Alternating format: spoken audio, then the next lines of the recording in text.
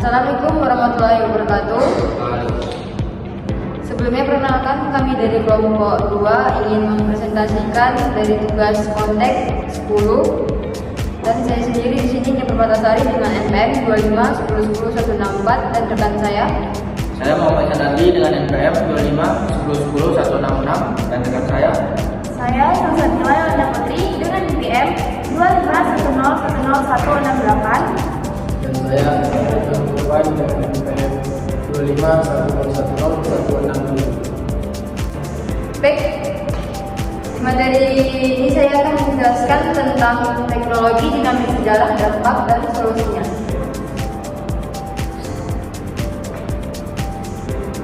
Adapun cara kerja teknologi dinamit, yang pertama yaitu dinamit adalah bahan peledak berbentuk batang yang berisi nitrogliserin yang diserap ke dalam bahan penyerap, biasanya tanah di atom. Yang kedua, ketika sumber dinyalakan, api menyalakan detonator.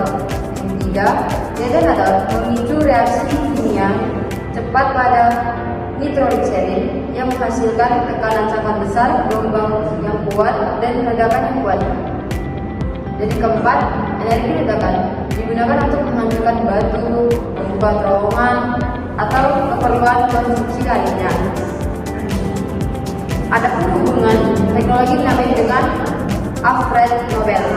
Yang pertama, Alfred Nobel adalah penemu dinamit pada tahun 1867. Kedua, tujuannya untuk menciptakan bahan peledak yang lebih aman dibandingkan nitrogliserin murni yang sangat mudah meledak.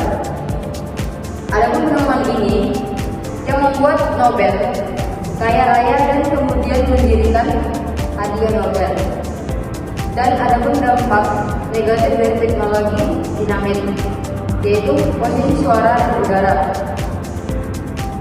di mana ledakan menghasilkan suara keras dan debu berbahaya. Kedua, kerusakan lingkungan. Ledakan dapat merusak ekosistem, habitat hewan, dan kualitas tanah. Dan yang ketiga, risiko kecelakaan. Kesalahan penggunaan dapat menyebabkan kematian atau luka yang serius. Dan yang keempat, penyalahgunaan dapat dipakai dalam tindakan ilegal seperti kriminalisasi atau terorisme. Adapun solusi teknologi dinamit, yang pertama yaitu prosedur keamanan yang ketat, pelatihan operator SOP, dan penggunaan alat pelindung. Yang kedua, teknik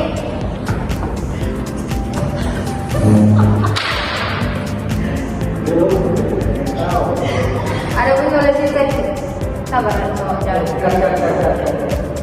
Nanti aku yang mati. ini potong aja. Ada yang mati.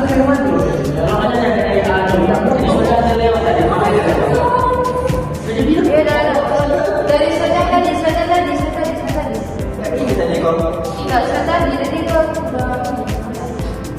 ngomongnya. Adapun dampak negatif teknologi dinamit, diantaranya itu polusi suara dan udara. Ledakan menghasilkan suara keras dan debu yang sangat berbahaya. Dan kerusakan lingkungan, ledakan dapat merusak ekosistem, habitat hewan, dan kualitas tanah. Yang ketiga, risiko kecelakaan. Kesalahan penggunaan dapat menyebabkan kematian atau luka yang serius. Dan yang keempat, penyalahgunaan dapat dipakai dalam tindakan ilegal seperti kriminalisasi atau terorisme. Baik, yang materi selanjutnya yaitu tentang solusi teknologi dinamit. Yang pertama yaitu prosedur keamanan yang ketat.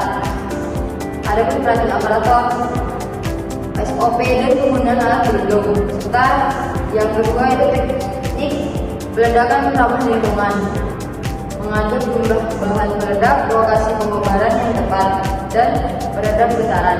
Yang ketiga, pengawasan pemerintah, regulasi ketat untuk distribusi dan penggunaan dinamit. Dan yang keempat, penggunaan teknologi alternatif, misalnya peledakan hidrolik, pemotongan laser, atau peledakan yang getarannya rendah.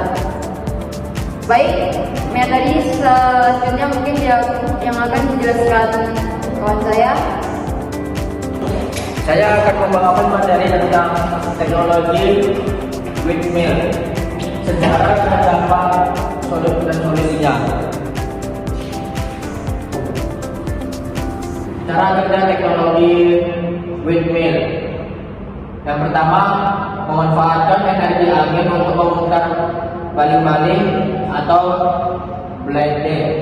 Yang kedua, putaran baling-baling menggerakkan rotor di dalam nacelle. Yang ketiga, rotor terhubung ke generator melalui gearbox. Yang keempat, generator mengubah energi mekanik menjadi energi listrik. Yang kelima, sistem kontrol, yaitu yaw system, mengarahkan turbin angin turbin agar selalu menghadap angin. Dan terakhir, energi listrik disalurkan ke jaringan listrik atau disimpan.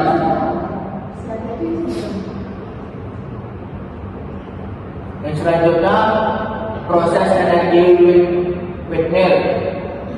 Yang pertama, angin bergerak atau mendorong baling-baling. Yang ketiga, baling-baling berputar atau rotor ikut berputar. Yang ketiga, rotor memutar generator atau listrik dihasilkan. Yang keempat, listrik dikirim atau ke rumah dan industri atau jaringan listrik. Selanjutnya, dampak negatif teknologi windmill. Yang pertama, kebisingan dari putaran blade atau gearbox. Yang kedua, membahayakan burung dalam kelelawar atau closing. Habis itu yang ketiga, membutuhkan lahan luas untuk satu from windmill.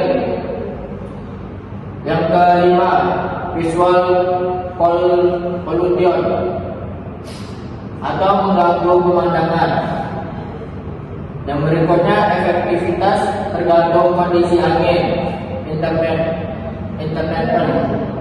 Habis itu yang terakhir, biaya awal pemasangan sangat tinggi. Ini berikutnya solusi dampak negatif windmill. Pemasangan windmill jauh dari pemukiman untuk mengurangi kebisingan. Yang kedua, menggunakan desain blade ramah burung dan radar menghindari satwa. Habis itu yang ketiga, melakukan studio AMDAL sebelum pemasangan. Habis itu yang keempat, menggunakan geolokasi yang tepat dengan angin stabil. Habis itu berikutnya, kombinasi energi atau solar plus grid untuk menutup kekurangan energi saat angin lemah. Habis itu perawatan rutin agar mesin tetap stabil dan tidak menimbulkan noise berlebihan.